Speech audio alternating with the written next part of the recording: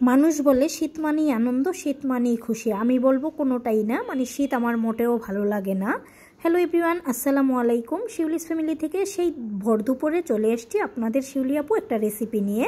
তো আজকের রেসিপিটা বলবো, যে যে না করে খাবেন তারা আসলেই বুঝতে পারবেন না যে আসলে খাবারটা কেমন। এইখানে দেখতেই পাচ্ছেন একেবারে টাটকা টাটকা দেশি টমেটো, দেখতেই মানে একদম দেখতে পাচ্ছেন টমেটোর আঁশগুলোও কিন্তু একদম টাটকা কাঁচা, আর খেতে পাকাই কিন্তু সেই টমেটো। আর এই টমেটোটা কিন্তু সামান্য একটু টক টক, আর একদম পানিতে দিলেই কিন্তু গলে যায় এরকম টমেটো। তো কিছু টমেটো নিয়ে নিলাম। এখন সেই টমেটোগুলো ধুয়ে আবার একদম পাতলা পাতলা করে কেটে নিছি, সাথে কিছু কাঁচামরিচও কেটে নিলাম। তো এই টমেটোর রেসিপি করার জন্য টমেটোগুলো সবসময়ই চিকন করে কাটতে হবে। আর একটু টক যেই টমেটোটা হয়, যে রান্না করার সময় অনেক টমেটো থাকে না যেন একবারই গলে যায়, সেরকম টমেটোই নিতে হয়। এই রেসিপিটা আমি মাঝে মাঝে অনেক আগে থেকেই রান্না করে খাই। তো আজকে দেখাবো কিভাবে রান্না করতেছি। এই যে একটা হাঁড়িতে দেখতেই পাচ্ছেন একদম ফ্রেশ সাদা পানি দিয়ে দিলাম। তারপর পানিটা একটু গরম হয়ে গেছে, ওই যে আমি টমেটো কাটতে কাটতে আর কি যতটুকু গরম হয়েছে, তারপরে ওই কাঁচামরিচ আর টমেটো সেই পানিতেই কিন্তু ঢেলে দিলাম। আপনারা বড় হাঁড়িতেও রান্না করতে পারবেন, ছোটো হাঁড়িতেও রান্না করতে পারবেন, যার যতটুকু পরিমাণে রান্না করতে মন চায় সেইটুকুই করতে পারবেন।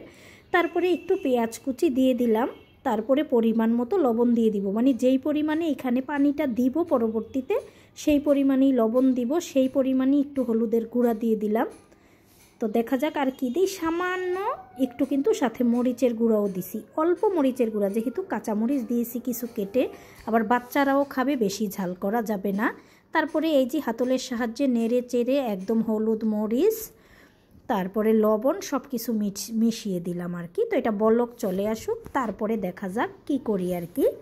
তো এইটা যারা যারা দেখতেছেন মনোযোগ সহকারে পুরোটা ভিডিও দেখবেন যে কী ধরনের রান্নাটা হয়, কিভাবে রান্নাটা করি। আর আপনারা অন্ততপক্ষে মানে অনুরোধ থাকবো একবার হলেও এটাকে ট্রাই করে খেয়ে দেখবেন যে আসলে খেতে কেমন মনে হয় আর কি। তারপরে এই যে দেখতে পাচ্ছেন টমেটোগুলো কিন্তু সুন্দর মতো গলে যাচ্ছে। আর এখন এগুলাকে আমি একটু ঘুটে নিব। তার আগে আমি 2-3টা জলপাই কেটে দিয়ে দিলাম এইখানে, সামান্য আর একটু টকটক হতে হবে, বেশি টক করা যাবে না। আর এইখানে কিন্তু কোনো মাছ মাংস দুধ ডিম কোনো কিছুই দেওয়া যাবে না। যাই হোক, ডাল ঘুটনি নিয়ে এখন আমি এটাকে একদম পিষে ফেলতেছি। দেখতেই পাচ্ছেন টমেটো কিন্তু একদম ছিটা ফোটাও থাকবে না। ঘুরতে ঘুরতে ঘুরতে ঘুরতে টমেটোরও কিন্তু মাথা ঘুরে যাচ্ছে, বুঝতে পারছেন। আপনাদের শিউলিয়াপুর কিন্তু আবার আলহামদুলিল্লাহ মাথা ঘুরতেছে না, টমেটোর মাথা ঘুরতেছে। তারপরে এই যে ঘুটাঘুটির পালা শেষ। এখন এই যে ডাল ঘুটনিটা তুলে ধুয়ে রেখে দিব, তারপরে অন্য প্রসেসে চলে যাব আর কি। তো এইটা গরম হতে থাকুক, দেখা যাক তারপরে আবার কি করতেছি। এখন হচ্ছে এটাকে একটু ঘন করতে হবে। তো ঘন করার জন্য এইখানে সামান্য কর্নফ্লাওয়ার একটু কুসুম গরম পানি দিয়ে গুলে তারপরে আবার এই যে মিশিয়ে নিলাম। তো এটা তো একদম পাতলা দেখা গেছে। এখন কুসুম গরম পানি দিয়ে কর্নফ্লাওয়ারটা দেওয়াতে মানে এটার ঘনত্বটা একটু আসছে আর কি, মানে দেখতেও সুন্দর হবে যেমন, খাইতেও মজা হবে তেমন। তারপরে আবার চোখ রাখুন কি করতেছি আজকে আপনাদের শিউলি আপু। একটা কড়াই বসিয়ে দিলাম, লোহার কড়াই। তারপরে এখানে দিয়ে দিব, তেলটা আগেই দেওয়া আছে, আর 2টা মরিচ এরকম কেটে দিয়ে দিলাম। ইচ্ছে করলে আস্তা মরিচও দিতে পারবেন। তারপরে এই যে বেশ খানিকটা রসুন কুচি দিয়ে দিলাম। আর এই খাবারটা কিন্তু বিশেষ করে রসুন দিয়েই বাগারটা দিতে হয় আর কি। তো দেখুন আজকে আপনাদের শিউলিয়াপুর রেসিপি কিন্তু সবাই মনোযোগ দিয়ে দেখেন। যারা যারা দেখতেছেন সবাই কিন্তু প্লিজ আগে একটা লাইক দিয়ে দিবেন, বুঝতে পারছেন। লাইক দিয়ে পুরোটা ভিডিও কিন্তু কন্টিনিউ করে নেবেন, কেউ কিন্তু ফাঁকিঝুঁকি দিবেন না, তাহলে আপনাদের ভিডিও কিন্তু আমরা ফাঁকিঝুঁকি দিয়ে দিব, বুঝতেই তো পারছেন। তারপরে এই যে দেখেন এখন সেই রসুনটা আর মরিচটা বাদামি কালার করে নিতে হবে। তো তেলের মধ্যে রসুন আর মরিচ দিলে তো ফ্লেভারটা অন্যরকম আসে, তাই না? এখনও ফ্লেভার আসেনি, একটু অপেক্ষা করব ফ্লেভারের জন্য। তো একটু অপেক্ষা করা মানেই তো ভিডিওতে চোখ রাখতেই হবে, চলে তো আর যাওয়া যাবে না, কি বলেন আপু ভাইয়ারা। তারপরে এই যে দেখেন আস্তে আস্তে কিন্তু রসুন আর মরিচের কালার একটু বাদামি হয়ে আসতেছে। আমার আরও 1-2 মিনিট অপেক্ষা করতে হবে সেই কালারটা আনার জন্য। তো জাল তো জ্বলতেছে, রসুন আর মরিচও ভাজা হচ্ছে, সেই ফাঁকে আস্তে আস্তে কিন্তু একটু ফ্লেভারও আসতেছে। যাই হোক, মরিচের ফ্লেভার তো কার কার ভালো লাগে বলেন? যখন মরিচ ভাজতে যান আর মরিচের যেই গ্রানটায় ঘরে কেউ থাকতে পারে না, সেরকম কিন্তু গ্রান আসবে না আজকে।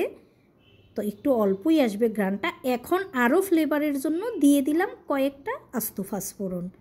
এইখানে গুঁড়ো পাঁচফোড়ন দিলে বেশি একটা ভালো লাগবে না। তারপরে এই যে পাঁচফোড়নটাও ফ্লেভার চলে আসছে। আর এখন সেই দেখেন বলক আসা খাবারটাতেই কিন্তু আমি সেই পাঁচফোড়নের বাগারটা ঢেলে দিব, যেটা হচ্ছে মরিচ আর হচ্ছে কি বলে রসুন দিয়ে আর পাঁচফোড়ন দিয়ে বাগার। এই যে ঢেলে দিলাম আর সেট করে উঠলো।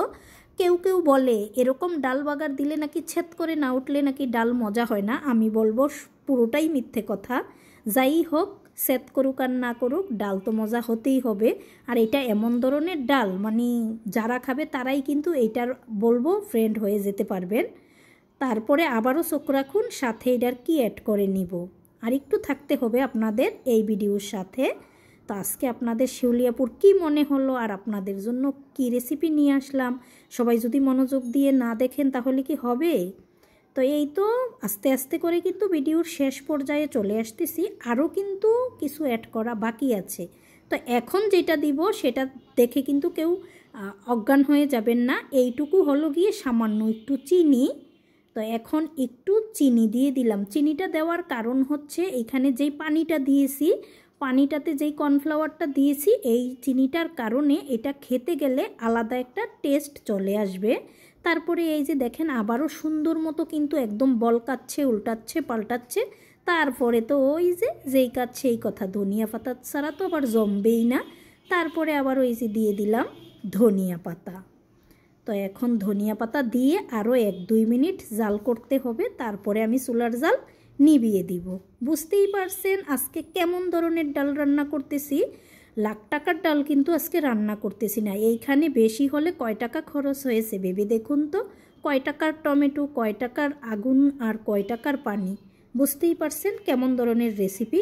তো চুলার জাল নিভিয়ে দিব এক্ষুনি। তারপরে এই যে বাটিতে নিয়ে নিলাম। এখন তো দেখতেই পাচ্ছেন ধোঁয়া উঠতেছে। তো ছোটো ছেলে স্কুলে চলে যাবে এখান থেকে, ওর তো এটা খুব ফেভারিট একটা খাবার। তো ওকে হচ্ছে একটু নেড়ে চেড়ে ঠান্ডা করে নিতেছি, ওকে একটু ভাত খাইয়ে তারপরে স্কুলে নিয়ে যাব আর কি। তো এই যে নেড়ে চেড়ে একটু ঠান্ডা হয়ে যাক। আর আমি গরম ভাতও পাশে প্লেটে নিয়ে নিছি, তারপরে ওকে একটু ভাত খাইয়ে দিব। তো আজকে শিউলি আপুর এই ডাল টক রান্নাটা কেমন হয়েছে সবাই একটু কমেন্ট করে কিন্তু জানাবেন। যারা এখনও লাইক দেন নাই প্লিজ একটা লাইক দিয়ে দিবেন, বেশি বেশি লাইক কমেন্ট শেয়ার দিয়ে দিবেন। আমার চ্যানেলের সাথেই থাকবেন। সবাই সুস্থ ও সুন্দর থাকুন। আসসালামু আলাইকুম, আল্লাহ হাফেজ।